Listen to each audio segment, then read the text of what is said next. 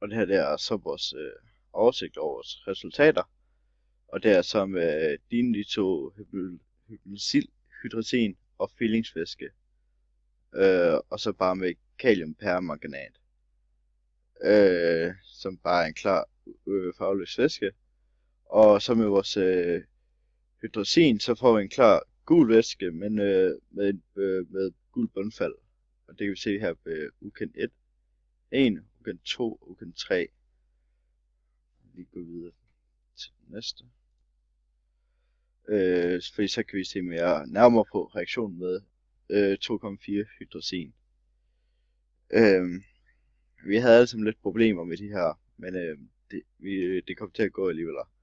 Så der var en klar gul væske med gul bundfald, og så på ukendt 1 og ukendt 2 var det klar gul væske uden bundfald, og ukendt 3 var det samme som ukendt 1, klar gul væske med gul bundfald.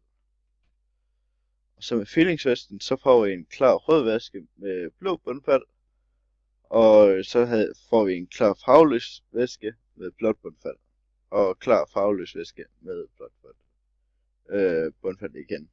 Og det er så samme med ukendt 1.